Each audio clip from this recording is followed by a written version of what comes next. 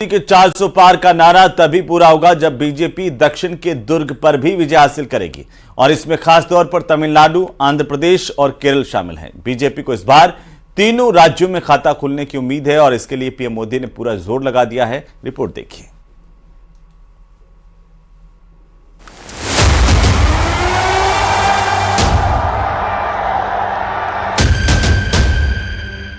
मेरे लिए हर मां शक्ति का रूप है। अब पूरा देश कह रहा है 4 जून को 400 पार।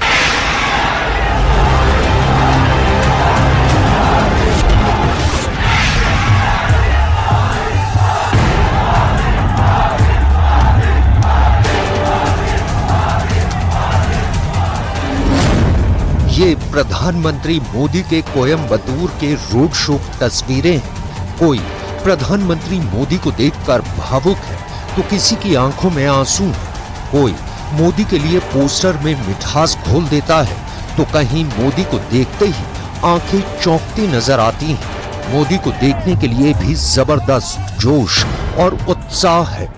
बीजेपी की महिला कार्यकर्ता पीएम पर फूल बरसाती हैं और प्रधानमंत्री नरेंद्र मोदी के अश्वमेघ का घोड़ा दक्षिण विजय की तरफ तेज रफ्तार से दौड़ता जा रहा है। अब तमिलनाडु ये डिसाइड कर चुका है कि 19 अप्रैल को एक वोट बीजेपी को जाएगा, एनडीए को जाएगा।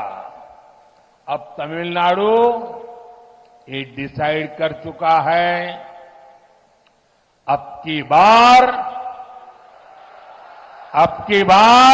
400 पार, अब की बार 400 पार, डेवलप भारत के लिए, 400 पार, डेवलप भारत के लिए, 400 पार, डेवलप तमिलनाडु के लिए 400 पार।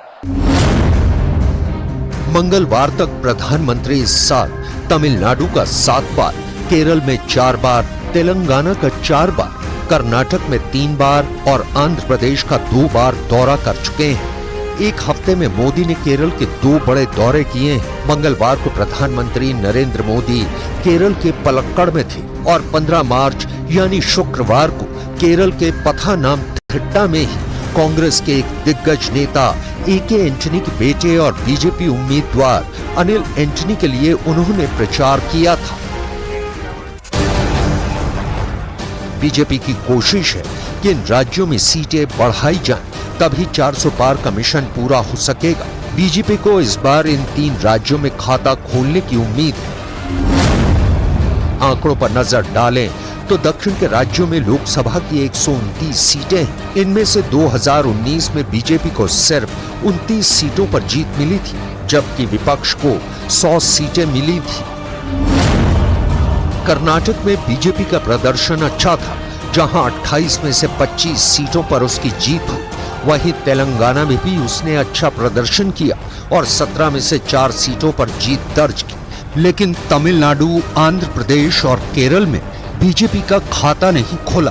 दक्षिण विजय अभियान के तहत 5 राज्यों की 129 सीटों को कवर करते हुए प्रधानमंत्री ने ईवीएम और एजेंसियों के दुरुपयोग पर राहुल गांधी के बयान को नया मोड़ दे दिया।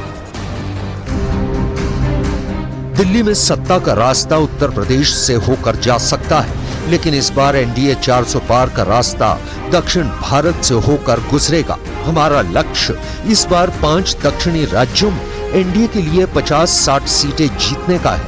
यही वो चीज है जो एनडीए को 400 सीटों से आगे ले जाएगी। न्यूज 18 ओपिनियन पोल में एनडीए को आंध्र प्रदेश में 18, तेलंगाना में 8, कर्नाटक में 25, तमिलनाडु में 5 और केरल में 2 सीटें मिलने का अनुमान लगाया गया है। बीजेपी ने आंध्र प्रदेश में चंद्रबाबू नायडू की टीडीपी और पवन कल्याण की जनसेना के साथ गठबंधन किया है, जहां उसे 2019 में कोई सीट नहीं मिली थी। कर्नाटक में बीएस येदियुरप्पा को प्रधानमंत्री मोदी ने सम्मानित किया। येदियुरप्पा ने एक जन नेता बनने के लिए लिंगायतों के उच्च जाति समूह का सामाजिक आधार बनाया था। एनडीए की एकता का स्पष्ट संदेश देने के लिए प्रधानमंत्री मोदी ने आंध्र प्रदेश में चंद्रबाबू नायडू और पवन कल्याण के साथ एक बड़ी संयुक्त रैली भी की है।